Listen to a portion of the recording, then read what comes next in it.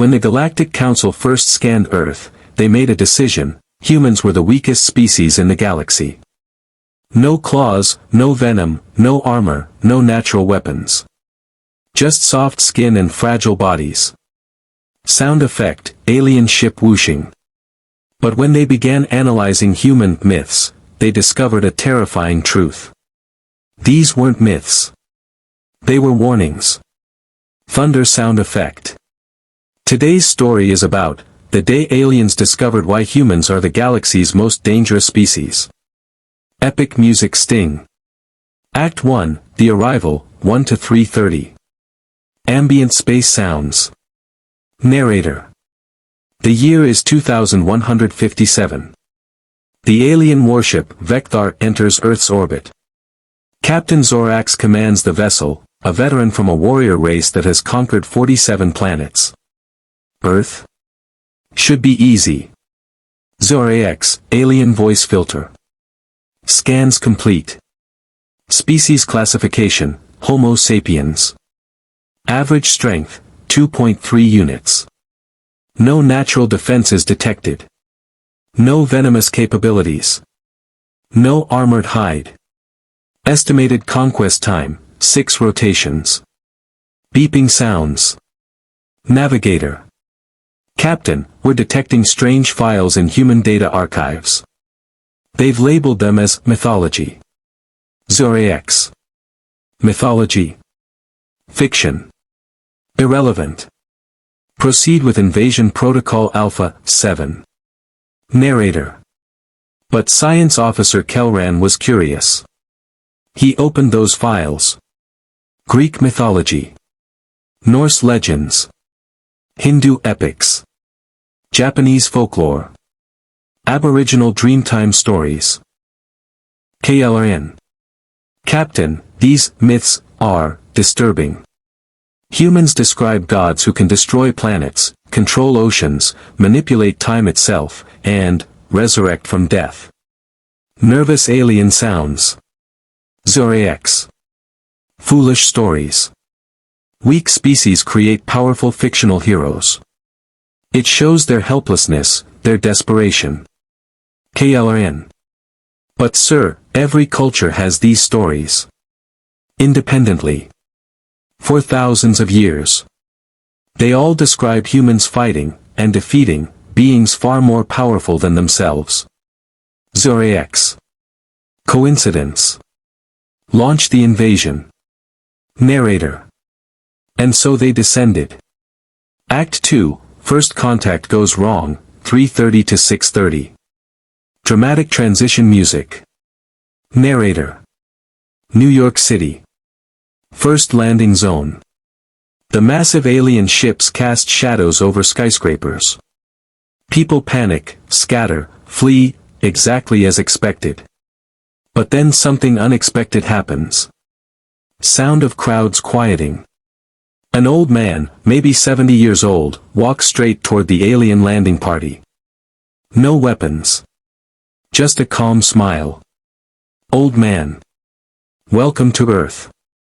What can we do for you? Zorax, confused. You feel no fear. Old man. Fear. Son, I survived World War II, Vietnam, and watched the Twin Towers fall. You're aliens. That's new. That's interesting. Can I offer you some coffee? Alien confusion sounds. Narrator. Zorax's threat assessment system started malfunctioning. Every other species they'd encountered either attacked immediately or cowered in terror. But humans? They offered hospitality. Then the military arrived. But surprisingly, they didn't open fire. Military commander. Hold your fire. Engage diplomatic protocols. Let's try talking first. KLRN, whispering.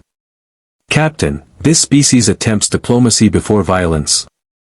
Every other species we've encountered attacks first or surrenders. Humans do neither. Zorax.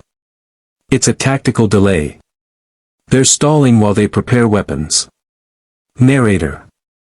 But during the negotiations, a young girl, maybe 8 years old, walked right up to the alien soldiers.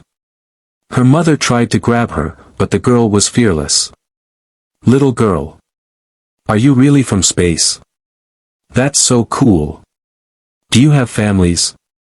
What do you eat? Can I touch your spaceship?" Alien soldier backing away sounds. Alien soldier. "Captain, the juvenile shows no fear. This is abnormal. Our psychological warfare has zero effect." Narrator.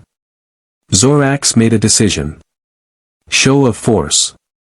He ordered a demonstration, vaporize an empty building to prove their power. Explosion sound. The building disintegrated. Humans gasped, screamed, ran. But then something chilling happened. Act 3, the pattern emerges, 6:30 to 9:30. Tension building music. Narrator. Within hours, humans weren't running anymore. They were adapting. News reporter, audio clip. Citizens are advised to remain calm. Emergency protocols are in effect. Scientists worldwide are already analyzing the alien technology. Zorax. Already analyzing? It's been 3 hours. KLRN. Captain, I'm detecting something strange. Human internet activity has increased by 400%. They're sharing information. Globally. Instantly. Narrator. Kelran pulled up the data streams. Humans were coordinating. Engineers were designing countermeasures.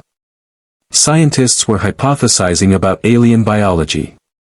Military strategists were planning defenses. But that wasn't the strangest part. KLRN. Sir, humans are making jokes about us. Zorax. Jokes. We just destroyed their building. Narrator. Social media was exploding. Memes. Jokes. Humans were laughing at their invaders. Tweet 1, voiceover. Aliens traveled 40 light-years just to visit the worst timeline. LOL. Tweet 2. Aliens invading Earth in 2157. Dude, read the room. We're tired. Tweet 3. Imagine crossing the galaxy and the first thing you see is a New Yorker offering you coffee and asking about your pronouns. Confused alien sounds. Zorax.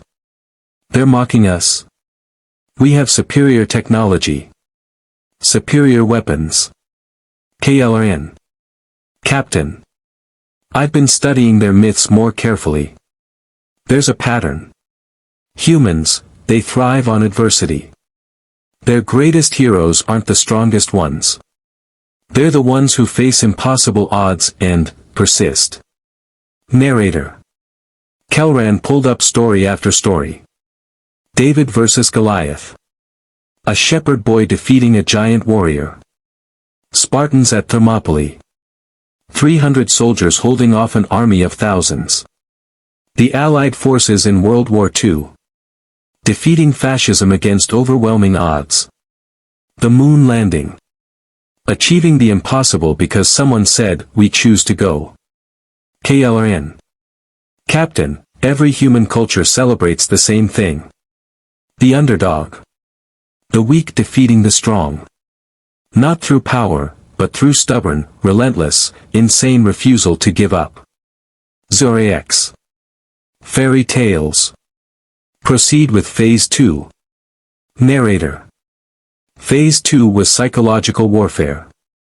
The aliens broadcast a message showing their vast empire. Thousands of conquered worlds. Superior military might. Humans should have surrendered. Instead. Act 4, Humanity's response, 9:30 to 12 o'clock. Epic music builds. Narrator. The President of Earth's United Government gave a response. It was broadcast globally. President. To our visitors from the stars, welcome. You've shown us your conquered worlds, your weapons, your power. Impressive. But let me tell you something about humanity. We are the species that looked at the ocean and said, I'm going to cross that. We looked at mountains and said, I'm going to climb that. We looked at the sky and said, I'm going to fly there. We looked at the moon and said, I'm going to walk on that. We split the atom. We decoded our own DNA. We built machines that think. And do you know what we did when we faced extinction-level threats? When asteroids came? When diseases spread? When wars raged? We survived. We adapted. We overcame. Dramatic pause. You see weakness. We see determination. You see soft bodies. We see adaptability. You see no natural weapons. We see toolmakers who can turn anything into a weapon. You've conquered 47 planets. Congratulations. But those species probably surrendered within weeks. You want to conquer Earth? You better bring more ships. Cheering sounds. Narrator. Zorax was furious. But Kelran was terrified. KLRN. Captain, I've finished analyzing their myths. It's not fiction. It's a pattern of behavior. Humans document their victories against impossible odds because those stories inspire them to do it again. Narrator. He pulled up more data. Humans in concentration camps who survived through sheer willpower. Humans trapped under rubble for days who refused to die. Humans who crossed frozen wastelands, burning deserts, deadly jungles. Humans who stood in front of tanks, who fought with bare hands, who sacrificed themselves for strangers. KLRN. Captain, their mythology isn't about gods. It's about humans acting like gods. They're telling themselves, this is what we can become. And then, they do it. Zorax. Enough. Initiate full scale. Alarm sounds. Warning. Warning. Incoming projectiles. Narrator. Within 48 hours of first contact, humans had reverse-engineered enough alien tech to mount a defense. Not a perfect one. Not even a great one. But enough. Enough to hurt the invaders. Act 5, The Retreat, 12 to 14:30. Battle sounds fade to eerie silence. Narrator. The battle lasted 3 weeks. The aliens had superior technology. Better weapons. Stronger armor. But humans had something else.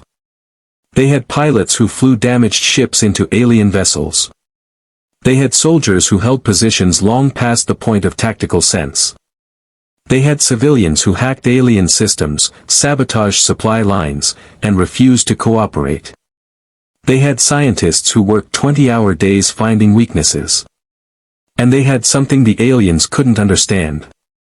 Emotional music. Hope.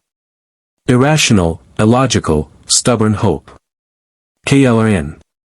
Captain, we've lost 40% of our fleet. Humans have learned our weak points. They're adapting faster than we can adjust. I recommend immediate withdrawal. Zorax. We don't retreat. We've never. KLRN. Captain. I've been monitoring their communications. They're not trying to win. They're trying to make us pay so dearly for every inch that we leave. They know they might lose, but they're going to make us regret coming here. Narrator. And then Zorax saw it. A broadcast from Earth. A speech by an old woman, a historian. Historian. To the aliens listening, you've studied our myths. But you've misunderstood them. They're not stories about supernatural beings. They're instruction manuals. When we tell the story of Prometheus stealing fire from the gods, we're saying, take what you need to survive. When we tell the story of Odysseus defeating the Cyclops through cleverness, we're saying, brains beat brawn. When we tell the story of the phoenix rising from ashes, we're saying, we can rebuild. You thought we were the weakest species? We're the species that started weak and refused to stay that way. We're the species that turned our greatest weakness, our fragility, into our greatest strength, the need to innovate, to cooperate, to never stop evolving. So ask yourself, do you really want to fight a species whose bedtime stories are about overthrowing gods? Long silence. Zorax, quietly. Retreat. Full retreat.